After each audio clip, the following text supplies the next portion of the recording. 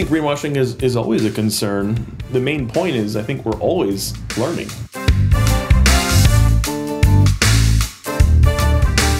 Hello everyone, welcome to Green.io, the podcast for doers making our digital world greener, one bite at a time. I'm your host, Gaël Duez, and I invite you to meet a wide range of guests working in the tech industry to help you better understand and make sense of its sustainability issues and find inspiration to positively impact the digital world. If you like the podcast, please rate it on Apple, Spotify, or your favorite platform to spread the word to more responsible technologists like you. And now, enjoy the show. In this episode, we go to Seattle to enjoy a latte and Paris to enjoy a coffee. Why a latte? Because we meet Drew Engelson, Starbucks Director of Engineering, whose teams deliver the Starbucks reward in mobile order and pay platforms.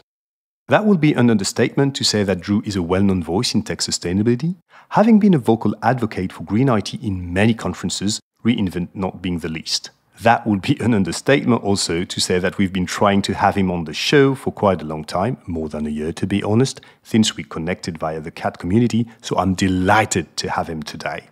And why will we enjoy a cafe? Well, because in Paris you can enjoy a delicious one. So, we have Dominique Buinier with us today. She is the partner in crime of Myriam Berkan, OCTO's CTO, who initially should have joined us but had to cancel for personal reasons. And Myriam was kind enough to introduce me to Dominique, who has an amazing track record at OCTO, a very well-known digital services provider in Paris and beyond. They are the organizers of the USC conferences. OCTO is also among the early advocates of agility in France and sustainability since several years without talking too much about it. An interesting choice we will discuss later. Dominique is a software engineer by training who graduated from NTAS school. She has held various AT expert positions in OCTO and then management ones, and she is currently OCTO's Chief Operating Officer and Chief Sustainability Officer. She is the one who led the B Corp certification project successfully. Why having these two great leaders on the show today? Well, both have shared the same challenge: how to successfully deploy an ambitious IT sustainability strategy, despite being companies under huge market pressure from clients for OCTO and from financial markets for Starbuck. I'm eager to cross-share their experience to gain valuable insights on the do and the don't. So welcome, both of you. Thanks a lot for joining Green.io today. Thank you for having us, and it's great to meet you, Dominique. Yes, thank you for having us. Nice to meet you, Drew, too. So my first question is the usual one. How did you become interested in sustainability and more specifically in the sustainability of our digital sector in the first place? Dominique, would you share a bit with us your journey? Yes, sure. Well, actually, it started 3 years ago when we decided to run for the B Corp certification. At that time, we were not measuring anything at OCTO, on an environmental point of view. So we decided to start to measure our carbon footprint. And at that time, we chose to do the measurement on the 3 scopes. And then it was an emotional shock, I can say, when we got the results. Because more than 50% of our footprint was related to our core business. That means related to the digital services and the digital products that we design and develop for our clients. Our day-to-day job, the purpose of the company, is precisely what was the most bad, I would say, on an environmental point of view. And this carbon footprint was really, really the first time when I got interested in digital sustainability, I would say. For me, it started as a very personal journey. In my personal life, my family does a lot of things that are trying to be good for the environment. We drive electric cars at an early adopters of that. We had put solar panels on our house. We try our best to create as little waste as possible. But at work, I felt like I wasn't being able to meet that specific or scratch that itch. Starbucks has a sustainability team with a chief sustainability officer, and they do so many things that help Starbucks be a better organization and a better steward for our planet. And in fact, they have a whole history of sustainability investments going back to 1985 when they started offering the first 10-cent reusable cup discount. But for me, the work that I was doing and the work my team was doing felt slightly disconnected from those broader goals. So I spent some time thinking about how can I make it more relevant to me and my team, and realized that, and it should have been obvious, that we build software and we run all of our software in the cloud right now, at least for my platform. And those cloud services consume a lot of energy. So there is definitely a direct correlation to the work that we do and the carbon that is emitted as a result of that. And I thought to myself, well, how do we go about measuring the impact of our software? And that really kind of kicked off the journey, which for me also started about 3 years ago, where we started trying to figure out how to measure the impact of our software and then see how we can do even better. So that's interesting to notice that you've started both around 3 years ago. Dominique from the B Corp certification and Drew more on let's align what the sustainability team overall in Starbucks is trying to achieve with how as software engineers we can do our part. So my first question for you, maybe Drew, would be how did you onboard teams? You had like this kind of personal momentum. I want to align things better between my personal life and what I do at work. But were you the only one? How did you create a momentum? Well, it definitely started within my own teams, but first educating myself and working with some of my peers to understand how we're using our cloud resources and where we have opportunities for using fewer resources. Measurement became an initial problem. So before we can actually measure, it was important to come up with some methodology for determining how my team or anyone else's team is doing. Are we doing good? Where do we have opportunities for improvement? So I started with my own team. I started educating, my leads, my managers on ways that we should think about our software. And as engineers, and as really, engineering is our craft, I believe strongly that it's our duty to be the best engineers possible, and that can't be done while ignoring the environmental impact of the software that we create. So it did start with me and others who were interested. I've met other groups within Starbucks and people who are as passionate. It really is a sort of a ground-up effort, sharing ideas, sharing wins, sharing opportunities, sharing stories that we learn from other communities that we're involved with. And that's where it continues to go. Well, that's very interesting, especially because you started right from the start with the metrics question, and we will come back to this point later. But Dominique, was it the same grown-up approach who took place at OCTO, or was it more a top-down decision from CEO or the board or whoever? Yes, it was a top-down decision at the very beginning. Actually, once we did the carbon footprint, then we explained it to the board of the company. And the board decided right away to meet the Paris climate agreement and to reduce the carbon footprint.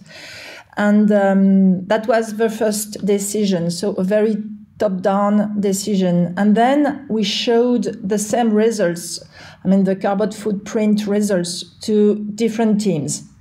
And it was voluntary to come to those meetings. And we had a lot of people coming. That was really, really interesting. And then we, as a top-down decision, we asked the teams to train everyone on IT eco-design. And eco-design was the very first step that was needed for us. At that time, we were pretty much lucky because we had around 10 people very passionate about that and with a very strong expertise. But those 10 people, the previous years, they barely couldn't do anything with their expertise. But then, starting with our top-down decision, we ask those 10 people to help the different teams to build the necessary trainings and to start to deliver the trainings. And for us, we had to change almost everything. That means the way we design, the way we develop, the way we do machine learning, the way we choose the cloud providers, how we design architecture, and so on and so on. Just like Drew said, we do craft also. And so we really want to improve ourselves. So I would say that training was our way to onboard teams on the sustainability tracks.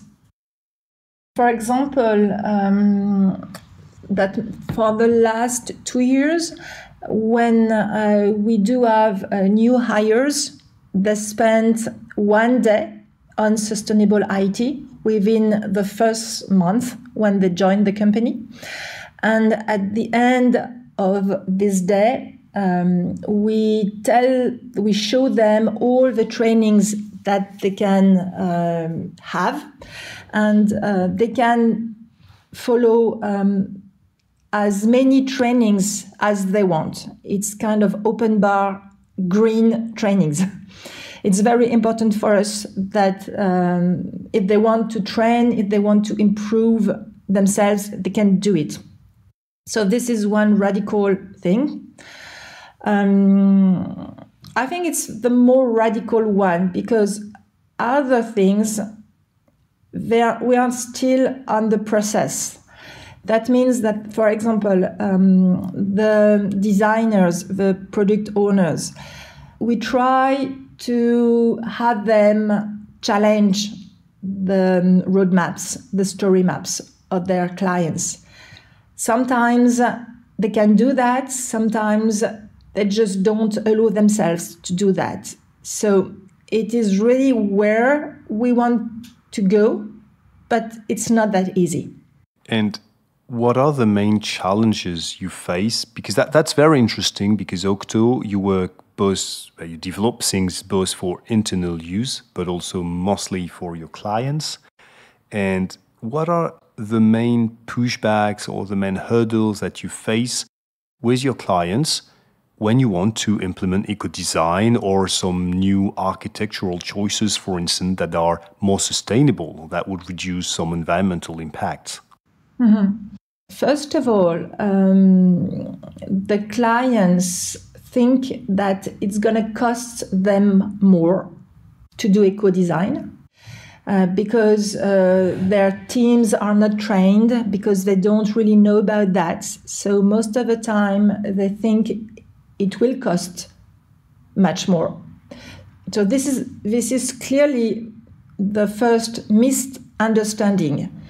And when we talk to clients right now, our clients that are not really, they are not the French tech ecosystem, they are traditional clients, I would say.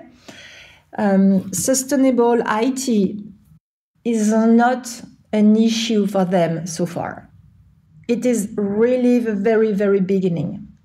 So it's pretty much difficult. So what we are trying to do right now is to switch to, I would say, eco-design by design. That means that we don't ask any permission to develop like that. It is just the way we do the code.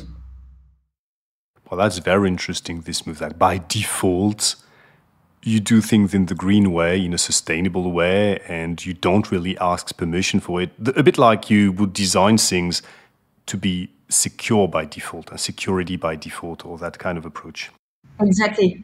And Drew, you work mostly for internal clients, I would say. I mean, you have like millions of users of your platform, but I would say the product people are the one deciding with you what to implement, what features, etc., etc.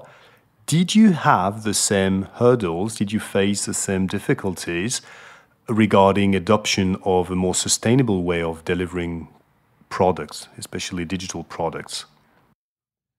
First of all, I love that word eco-design. And I think design is actually the easiest time to think about the environment because it tends to be a process of elimination and simplification.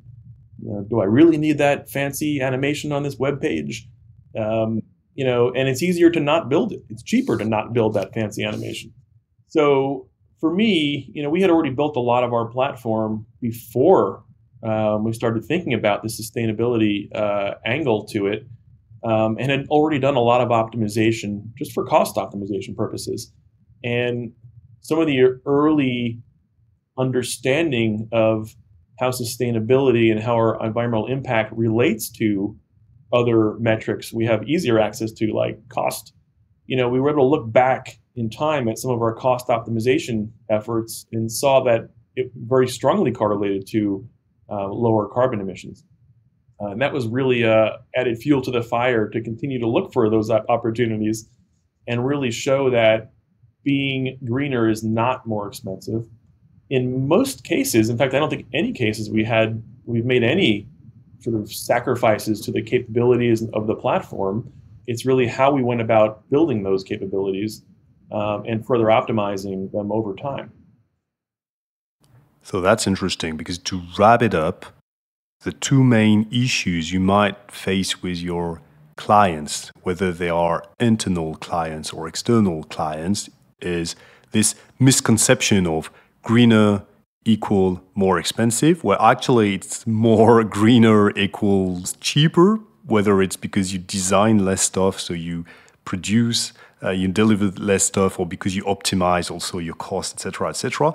And it all goes back to raising awareness that you first need your customers or your clients to understand that there is something at stake, and otherwise they will not make the first move. So that's very interesting that both of you shared with a very different angle the same challenge, and eventually you say, well, that's all wrong. Actually, greener is most of the time cheaper. Not all the time, but most of the time cheaper. Is that correct? Yeah, and I could add, it's very simple math when you're running in the cloud, right? The more efficient your application, the simpler it is, the fewer cloud resources you would need to deliver that application. And it directly correlates to lower cost. So that's kind of easy math, in my opinion.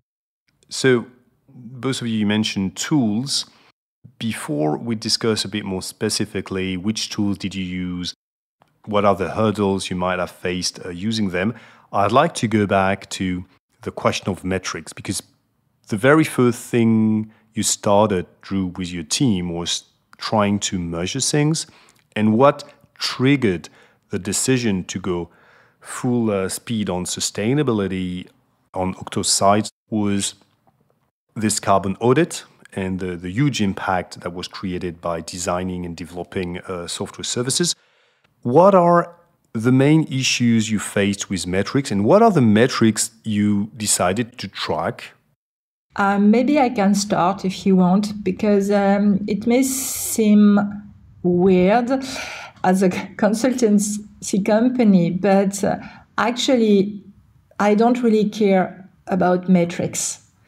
And I don't really care if our metrics are really accurate or not. For example, just to make my explanation more clear, when we started our first carbon footprint, we knew it was going to be wrong. We knew that we were going to make lots of mistakes.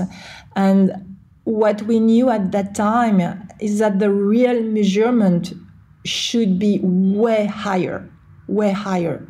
But for us, it doesn't matter, because the main learning was not the level of our footprint, but the main learning was that we needed deeply to change how we were going to do IT services. So for us, it was clear that it was going to be a change management program. So it's kind of weird, but metrics for us, so far, I'm saying so far, is not the key point. Drew, how much are you aligned with this approach? I do have a similar opinion. I mean, the very first question I asked myself is, what is the environmental impact of this system that our teams are responsible for delivering to this world? And I had no idea how to answer that question. So I started looking for metrics. What metrics do I need to be tracking? What tools exist? There were very few answers to those questions, 3+ years ago. But I generally knew, just common sense tells me that if I consume fewer cloud resources, I'm kind of really having a lower environmental impact. That just, to me, was a sort of a common sense statement. So really decided to build my own tool at first. And we did this during a hack week a few years ago, just over about 2 days. I've been thinking about it for a long time, but took this hack week opportunity to go build something with some other engineers and partner with our sustainability team. And I asked the sustainability team how they account for my team's carbon footprint. And as you might expect for such a large organization, it's a very broad approach. They have tables and mappings and things like that. But one interesting thing I learned at that time was Starbucks technology as a whole accounts for roughly maybe 1% of the total carbon footprint of Starbucks. And, over 20% is just kind of the dairy that's used in our stores and that whole supply chain. So the reality is that there's because it wasn't a big target, there wasn't a lot of, detail I can pull out of it. So I thought, how do I go create my own metrics? And, ultimately said, okay, well, I'll look at our cost that's directly correlated to the number of resources I'm using or our compute hours and for various services, and built a mapping between those metrics I have easy access to from our cloud dashboards, apply some algorithm to it and come up with a number, right? And I did that, and we created a chart over time. And in addition to that, also thought about building a recommendation engine. So not only what is the carbon footprint, which, by the way, at that time was a complete wild guess. Accuracy was not my goal, but starting somewhere was my goal. The recommendation engine are things that I just intuitively felt if we did these things, we would consume fewer resources, we would be more efficient, and we would therefore have a lower carbon footprint on our platform. And just started listing out a whole bunch of those things. And then came up with ways I can detect, well, am I doing those things or not? What opportunities do we have for improvement? For example, do we have greatly underutilized resources just sitting out there in the cloud, doing not a whole lot? Could they be running on smaller instances? Can we turn them off and move those workloads elsewhere and more densely pack and get higher utilization of our platform? So those were sort of common sense things. And in the end, those are really the things that are the most important to me. What areas do we have for just improving what we do, not necessarily the actual number? Coming back to the metrics, I think that's maybe the most interesting aspect of our discussion so far, because you're both trained engineer. You are people working in a life of data.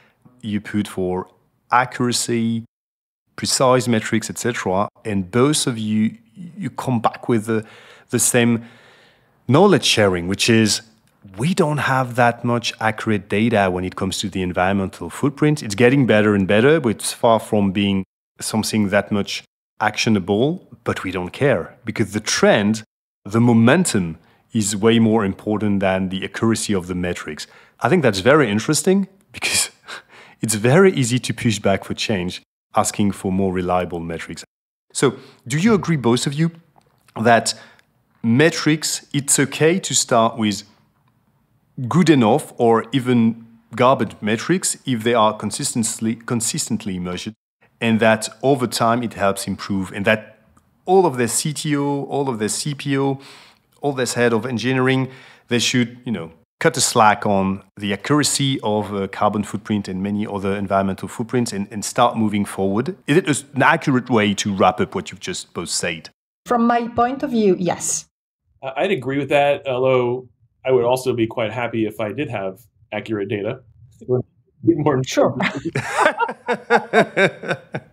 But we just don't want to spend time on that because we prefer to spend time on what you've said, the momentum, how you change the way people take their good sense decisions in their day-to-day work. Yes, I would completely agree with that statement. And we are seeing better data coming from various sources. Our cloud providers are attempting now to create, dashboards for their customers to provide, access to carbon footprint metrics, which is something that really wasn't possible even just a few years ago. How do you feel about those metrics starting to arrive and starting to be available? Are they good enough? How much? You mentioned, both of you work a lot with cloud providers, so the big three, obviously. Is it getting better, or is it still a long road to go? I'd say yes and yes. It's certainly a long way to go, but something is better than nothing. I was fortunate enough when I presented at AWS reInvent, I think it was maybe 2.5 years ago, I helped announce the AWS carbon footprint tool, on the same day of my presentation. I co-presented, and, I was happy to see that get announced and launched a few months later, but it's kind of stagnated ever since then. I'd really love to see that get much more sophisticated, provide API access, and really provide a lot more granular detail for their customers. Yeah, fair point, because AWS is under a bit of scrutiny, I would say, these last days with all the layoff and not moving that fast anymore compared to others. But the trend, as a very big AWS client, do you still see a positive trend toward more transparency and sustainability from the AWS team? I do. And overall, you're really kind of building on Dominique's point a minute ago. It's one thing to have the data, but AWS also made some of the largest renewable energy purchases in the world over the last 2 years. I'd rather have them do more of that than get better data for me. It's my opinion. Where is the priority? Yeah. And they do have a lot of infrastructure to provide with greener energy, because they're stuck in some region in the US with not that low carbon energy, or not that low carbon electricity, to be more correct. But okay, that's good that we started to mention AWS, because I wanted to ask both of you, what are the main tools you used? I mean, we talked a lot about metrics. Obviously, you started with people, you started with training, raising awareness, etc. But what are the tools that you mobilized to achieve your journey into IT sustainability, I would say? Since last October, I think we are pretty much lucky in France, because we do have a new tool, and this tool has been designed by the French government. And its name is RGESN, and it stands, if I want to translate it in English, it stands for General Framework for Eco-Designing Digital Services. And this framework, it has 79 questions. It only takes half a day to perform an auto-assessment, and then you get a first score, and you have ideas about what you can improve. So it is a very first step kind of to be achieved. For us, it's a great tool. Certainly it's not enough, but at least I think it would be really great if every company could use it, because it's free. And now at OCTO, we are running this assessment on every project we do for our clients. And what's amazing is that you got a score out of 100%. And when the team sees that there are about 45%, then the team wants to go further. So we are at the very, very beginning of using this framework, but so far I find it much more powerful than all the top-down decisions that we have been taking so far. With a bit of gamification on top of it. Yes, I want to get a top score. Exactly. Excellent. And which areas does this tool cover? Is it only about how you design your digital service, or is it also on how you host it, how you... Exactly. You have 8 different topics.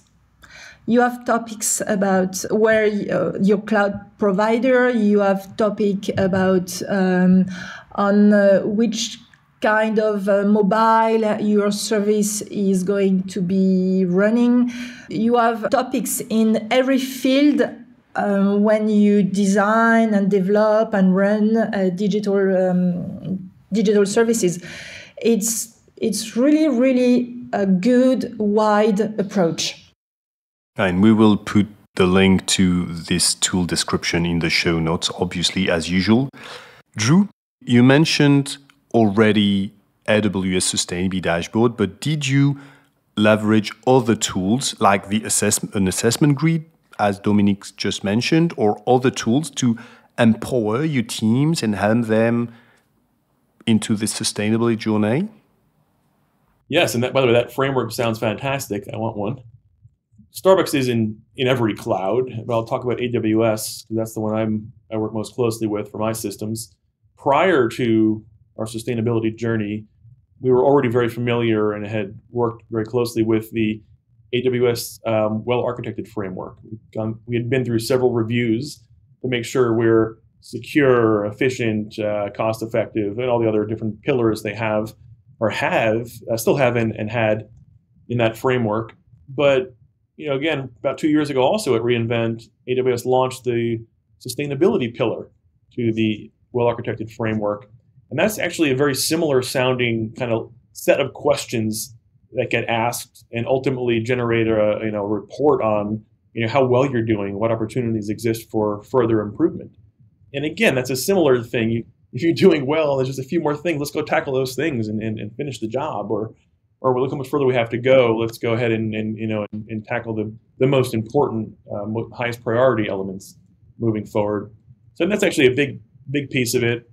Along the journey of trying to figure out how to measure a carbon footprint, it definitely leveraged other tools. One more tool that comes to mind that I depended on to help quantify our carbon footprint as well as some opportunities for improvement is Cloud Carbon Footprint, an open source tool that was put out by the ThoughtWorks team to help ingest cloud usage data, cloud agnostic usage data, and generate reports that show cloud usage and cloud carbon footprint over time.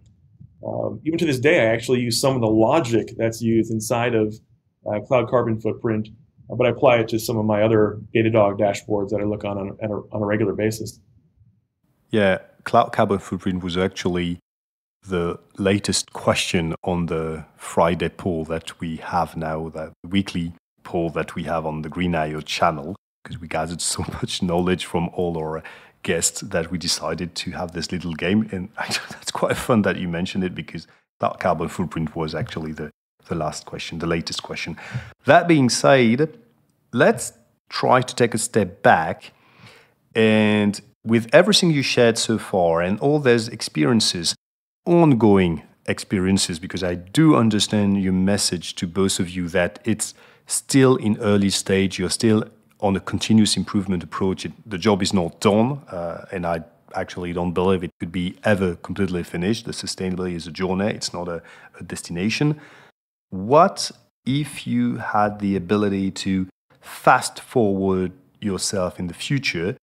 What would you say to your future self in terms of do and don't?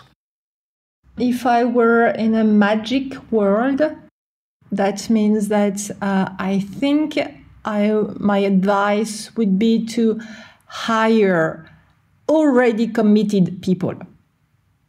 May seem very, very easy, but for me it's key to have a team fully aligned on the same purpose. And I love finding the right people. That's actually a great one. And I think Starbucks actually has sort of inherently a lot of those people to begin with. Our mission statement is to inspire and nurture the human spirit, one person, one cup, one neighborhood at a time. That's a very positive message, and it seems to attract people who want to do good, who have this sort of mission-driven at their core. If I were, leading an organization and I, in the future, and I wanted to make sure we did this right, I would be, super clear that this is important, right? It's important across the board. I would empower everyone to come up with ideas within their own systems. They know it best. Engineers know their systems best, on how they can do better. What opportunities exist. Frequently, that's just the way they design things. But other times, it does require investment, and we want to make sure we match the investment with how important we feel this is for our company and the world. So starting with people, I feel very much aligned with what you both said. Now, taking a further step back, I'd like to ask you a couple of questions going beyond tech teams. And my first question will be, and that one might be especially true for you, Drew, how green for tech and green by tech initiatives work together? Yeah, it is a good question. And it's not something I've dealt with directly. I've not had, what we call the business side ask my team specifically to do some green initiative. But that does happen quite a bit. Either the sustainability team or some other business department is looking to, achieve some result or deliver some new capability that tech can deliver. That happens quite a bit.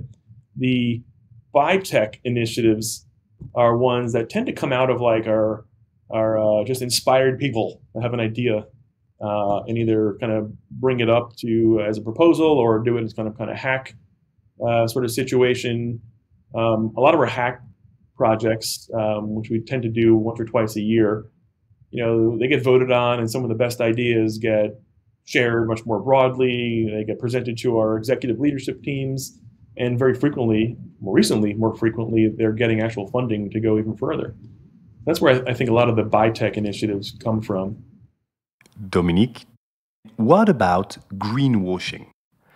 Was it an issue? Was it the reason, maybe starting with OCTO, that you decided actually to be quite quiet about this internal move into tech sustainability? Well, just like I said, it's a journey, and we are really afraid of greenwashing at OCTO. Not only greenwashing, when we advocate for something, when we communicate about something, we really want that there is no issue. And so we have started to communicate about sustainability, and we communicate about our efforts, our findings. We communicate of what we try, what we succeed, but what we don't succeed. We are more communicating about the journey and less about achievements. But I think that now, with the new framework, I think that we will soon be able to prove, because this is, a state framework. We will much more be able to prove what we are saying. And I think greenwashing is always a concern. Speaking for myself, I do talk a lot about sustainable technology, but I certainly don't do it with a lens towards, hey, look at all this great work we did, and use that as sort of the main point. The main point is, I think we're always learning. And, if I have something that I learned and I can share that with someone else that helps them, that's a win for everybody. So I think it is about the journey. It's about the details and opportunities for constant growth. Yeah, thanks, both of you. A very touchy topic. And I've got a second one for you. And then I will ask you easier questions, I promise. But the second tough question is that you're both working in companies with big objectives when it comes to growth. Do you believe that decoupling, so only talking about carbon emission, greenhouse gas emissions, do you believe that decoupling can be achieved? That you can grow a company without growing greenhouse gas emissions at some point? I think to a point. We've definitely seen that within some of our platforms. let's look at the last 3 years for our loyalty engine, doubled the size of that business, doubled the number of active users on that platform. The carbon footprint is significantly down from when we started during that time. And costs are down too, operational costs. Now, we might look at that and say, wow, we were quite bloated 3 years ago, which is true. But I think that over time, the lens of cost optimization and then after that carbon optimization has really gotten us to decouple that, the growth from the actual cost and carbon. Now, at some point, these two things coalesce into and become more tightly coupled. And that's where I think it's less about the metrics itself and more about what opportunities exist for us to become more efficient, both from a cost and carbon perspective. Thank you. And Dominique, do you have an opinion on it as well? Yes, I have an opinion. It's a very, very personal one. And my answer is no, I don't think so. And it's very difficult for me to say that because I like IT, I like this kind of industry. But we know that we do have big issues with planetary boundaries. And we know that IT, honestly, is not doing any good on planetary boundaries right now. So I really think that we need to change the way we do business. Probably IT could help sometimes. Probably it could not. I know this is a very, very political point of view, but I think that we really need to challenge the way we do business. Thanks for sharing it, Dominique. That's not always easy. No judgment on this podcast, so I'm very happy that you feel free enough to share your vision. And that is true that planetary boundaries is a true challenge on how much we believe we can grow our current system, especially if then we incorporate social injustice and stuff like that, and where people should catch up and where people should slow down. But you've got great podcasts and other content discussing this topic way better than I could ever done. But that's still a very interesting point of view. Okay, so that was a difficult question. I'm super grateful that both of you agree to answer it very openly and honestly. My two last questions are easier, promise. The first one is, you already shared a bit about this, but in 1 or 2 sentences maximum, what are the trends that you noticed in our industry today? Is it going toward the right direction when it comes in terms of sustainability, of awareness about all those environmental impacts? I know that we focused a lot on greenhouse gas emissions today, but there are more environmental impacts like water usage, abiotic resource depletion, etc., etc. But hey, that's the way you started your journey, so I didn't want to lead the witness into things that were not actually things that you wanted to share.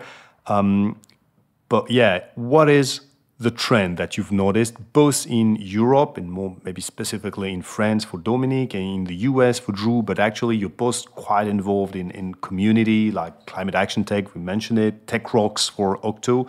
So what are the trends that you've noticed recently, I would say, the last 2 years? I can say that France seems to be moving fast on sustainable IT. When I see the communities, the numbers of experts on that topic, but it's always too slow for sure. And you're right, it's not only about greenhouse gases and energy anymore. Now in France, we tend more and more to use the life cycle assessment, and we try to go beyond carbon emissions because it's also a matter of water usage, biodiversity. So it's the beginning, but now we are talking less about greenhouse gases. And well, I see two trends, and it's different among companies. For non-tech companies, IT sustainability is not an issue so far. It's really seldom right now. Just like Drew said, most of the time the sustainability issues are somewhere else, not on IT. So it's pretty much difficult for those companies or for us as consultancy company to move on that topic. And in the French tech ecosystem, you have a few companies which have really started to take IT sustainability into account. But right now, it's far to be the majority of them. So I really hope that the new tool I was talking about will help here. And I think from a general perspective, when I started this journey, again 3 years back, I would struggle to encounter somebody who knew what I was talking about when I asked about sustainable IT. Fast forward to today, I think it's a fairly common topic. I think we have ways to go, as we said earlier, but at least it's understood. There's a growing sets of communities of people thinking about these problems. And as far as sort of in the U.S., I actually looked to Europe and what's happening there to understand really kind of the forefront of what we could be doing. So I appreciate what you're doing, Gaël and Dominique. So thanks a lot for sharing your views on the general trend, both in the US and in France. And I promise this will be my last question. But if you had one or two resources to share with your audience to learn more about digital sustainability, IT sustainability, or sustainability at large, it could be book, it could be thought leaders, it could be articles, conference, whatever, podcasts, of course. What would you like them to read or to listen to? Well, I think we've already mentioned this one, but I really enjoy the climateaction.tech community. It's a Slack community, amazing people with a fantastic set of organizers that are really kind of inspiring and help me learn and grow along my journey. And through that group, I learned about the Tom Greenwood's sustainable web design book that came out from A Book Apart a few years ago. It's kind of it's not a long book, but it actually does a very broad sort of overview of web engineering sustainably and calls out a lot of different areas for sites can be improved and further resources are identified. I gave this book to every single person on my team as just a bit of inspiration. As for myself, those are going to be references for French speakers. Sorry about that. I really like a podcast from Richard Hanna, and the podcast is Techology. So I find it very interesting because he invites different kind of people doing sustainable IT, just like developers, designers. They talk about accessibility, not only about eco-design. Very, very interesting one, Techology. And the second one is a MOOC. It's a MOOC from INRIA. INRIA is a digital research organization in France. And it's a MOOC which is free, and the name is the Environmental Impact of Digital Technologies. It's very well explained, very well done to start on that topic. And actually, Dominique, you shared references that are available in English, so thanks a lot for that, because INRIA has an English version, and when I do a digital collage session in the English version of the La Fresque du Numérique, I always mention, obviously, the INRIA as materials to dive a bit deeper into the topic. So the INRIA has an English version. And regarding Techology, you have a few episodes in English, I believe. and I must say that with the other French podcast, L'Octet Vert, so in English, I think it could be translated by Green Bite. They are the two podcasts that inspired me to launch Green.io. I mean, there are two giants, Richard Anna and Tristan Nito, that I owe a lot. And I'm very happy that thanks to you, I can salute them and say to all the French speakers, please make sure that you pay attention to these two podcasts. They're great. I mean, you can listen to almost all the episodes. That's very valuable information. And when it comes to the climate action tech community, we've already mentioned it several times, but hello everyone. So happy, all those great facilitators, all those great coordinators are doing an amazing job. So I'm super proud to be part of this community, and I'm very grateful that I've been able to meet Drew thanks to you. And that's it. I would like to once again thank you for this beautiful conversation, answering easy questions.